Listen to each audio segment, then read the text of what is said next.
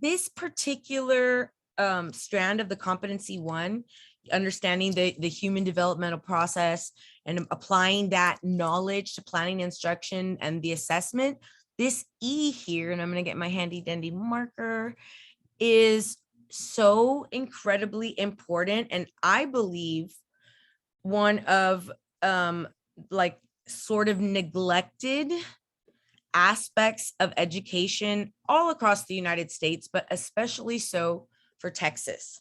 I think I've only visited 2 districts, and I visit possibly, I mean, for sure, 50, 60 different districts, hundreds of campuses in a school year.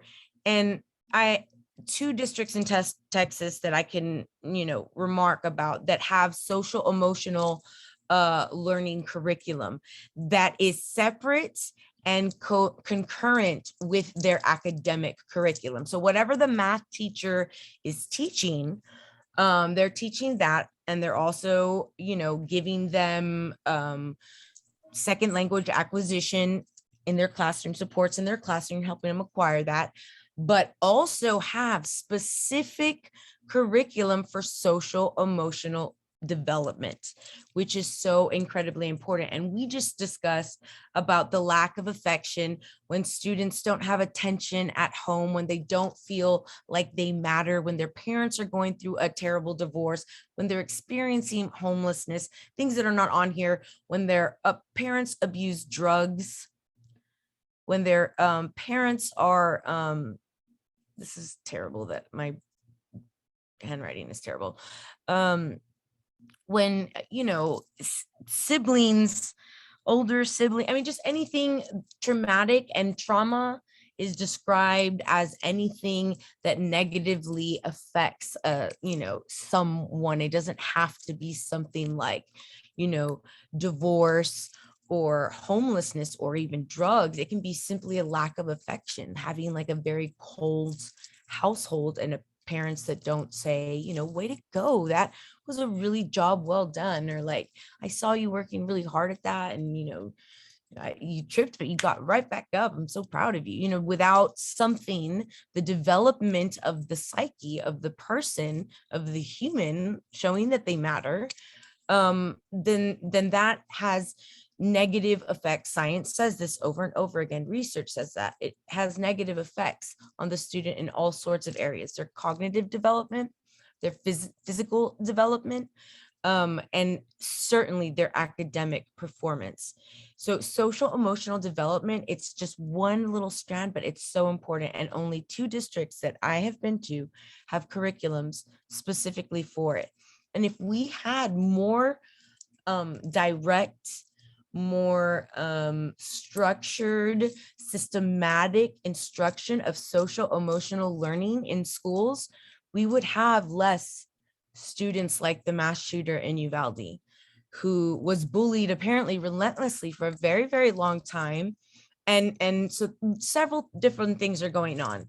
The children, and I'm not saying, there's any sort of justification, but there's a lack. That boy had so many things going on. At school, things were going on. At home, apparently things were going on. He was shuffled from one place to another. And so all of those things we know lead to bad places. So we need to do more of that. And right now it's up to only the Texas teacher to be mindful of it themselves. There's not a dictated social emotional learning curriculum, and there absolutely should be, because in it, the student learns, what all the emotions are and what the appropriate reactions to emotions, because like academic learning, social emotional learning comes from what they see and what they experience. So if dad or mom get really jealous and break things or grab things from each other or punch each other, then they're likely to behave in that way. They're likely to think that a normal reaction to being sad is to punch something. where that's not the case. And so to talk about those things at an early age is really important. And right now, like I said, it is up to Texas teachers to recognize all of the factors affecting social emotional development of students. And there are several of them. And then know what is social emotional learning and how can you incorporate it, because you have to know their development impacts other domains, and how, if it impacts it, then we have to do something to negate that. So I'm just going to show you really quickly. Clear all drawings. Do you have any questions, Ms. Beasley? No, not yet. I'm just going to show you really quickly the social emotional learning domains.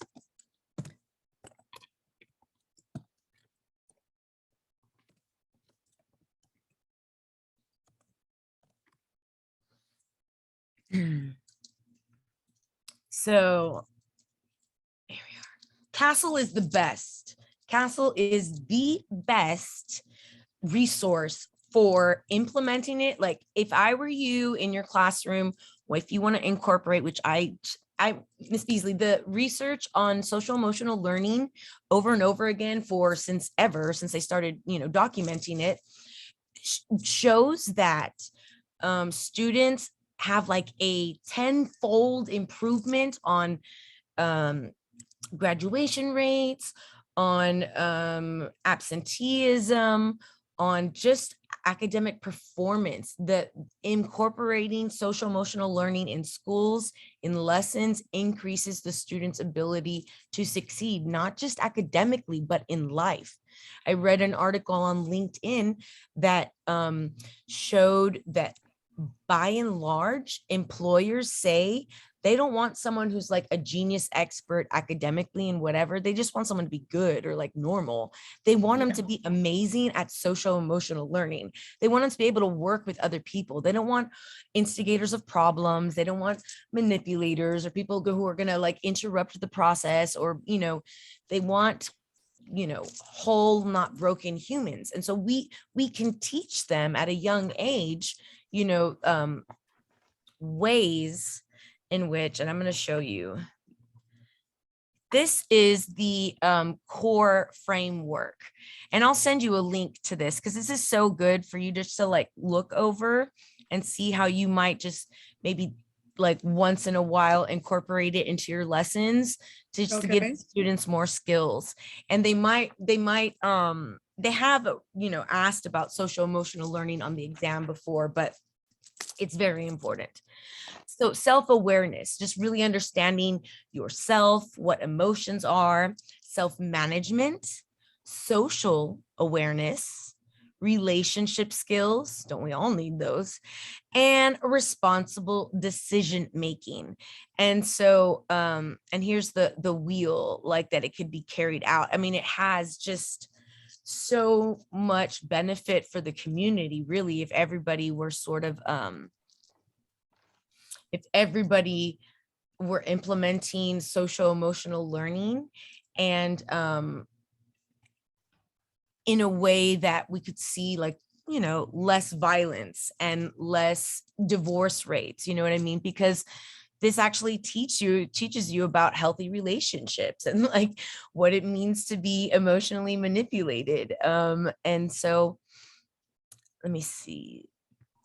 SEL advances educational equity and excellence through authentic school, family, community partnerships to establish learning environments and experiences that feature trusting and collaborative relationships. So part of what you do in your classroom is SEL, you know what I mean? Understanding that your students are hungry and giving them that, that social awareness, and helping them do that responsible decision-making with doing better in other classes. And knowing that it wasn't enough. Like, and that was something for me, because during progress report, I didn't just give out to my homeroom. I printed every classes, because all of my students were going to talk about your grades, because I even tutored math to my English students. And they used to tell me, Miss, why aren't you a math teacher? I'm like, because I'm an English teacher. And they're like, but I learned so good from you. But it's not that I'm like this amazing math teacher. It's just that I try, I didn't learn in one way, the way I knew, then I would try to find a different way that so they could learn it, which is what their math teacher should have been doing. But they just taught one lesson one way, and either you get it or you don't. And then we move on. So we need to move away from that and be more hands-on and collaborative with the relationships. And that means with the students, and that means also with the parents. And that's a big factor on the exam, really a partnership with the parents, engaging them and having them understand that that we are together in this quest to build not just a good student, but a responsible citizen, a good person. Because while they're with us, you can't say, well, it's not my job to teach them right from wrong. I've literally had a teacher tell me that. It's not my job to, police everything. And I'm like, in loco parentis, it kind of is, though, even, like if even if it's not your class, then I think it's your responsibility. I know the students and I know what they're capable of. And I'll ask them, hey, why do you have, a 65 in your science class? Especially, I mean, I do it for all of the kids, but especially if it was my special ed students. I want to try to help them and be an extra spoke in the wheel of support. You know what I'm saying? It's all hands on deck. It takes a village. So asking them, well, it's because I didn't turn in some homework. Oh, and why didn't, and finding out what's going on over there, telling them, listen, you messed it up. I get it, but go talk to him and ask him, is there anything I can do? Can I turn in the homework and do something extra? And maybe, but being on them and showing them I care, even though this is not my class. I care that you are, not doing your homework in science class, because I know you and you're better than that. So please go turn in your homework and ask him very nicely, because that's also teaching them self-efficacy, right? Being an agent for themselves. And as an English teacher, I'm always trying to get my students to talk to other people, like go tell them that, you know what I mean? Like plead your case in a very respectful way, but show them you care about your grade. And I guarantee you the teacher is not going to tell you no. And if they do, come back and tell me and I'll go talk to them, and I would, because I have had teachers say no. And then I'll go back and say, listen, I get it. But this kid came over here and asked you and like wants to try, to make it right or whatever the case may be. Because at the end of the day, they're little humans. Everybody makes mistake, and this is not a job. They're not on a job. They're just students who live in America, and we have the school system the way that it is, and it's been this way since evers. And who knows if it's completely right or wrong, but they're humans and they make mistakes, and we need to be flexible. But we also have to hold them accountable, like maybe next time, and then I'll be more on their butt next time, although asking, hey, how about your science stuff? That'll be something that I would tell the science teacher, let them slide this time, and I'm gonna be an extra spoke on the wheel of support for you and make sure that they turn in their science homework. So maintaining those relationships, building in relationships, which is why SEL is even good for the campus, because if teachers learn, and let me tell you, many teachers, Oh no, let me feed you. they lack social emotional skills, social emotional learning skills. And so that SEL not only helps the students be able to be better in their growth in all of areas of life, but it helps the campus culture. It just makes for better relationship building, because there are, things and curriculum and strategies that teachers can do and take, and administrators can do and should take. I mean, I think everyone all the way up to superintendents should be forced to take social emotional learning, to have like something like, I feel like it should be its own content area. And I know that literally everybody, I heard like a silent collective groan across Texas, because no one wants to take more tests, but it's so important. Social emotional learning, that's, I feel like it should at the very least be have its own curriculum, and it be on purpose taught. So let's go back to.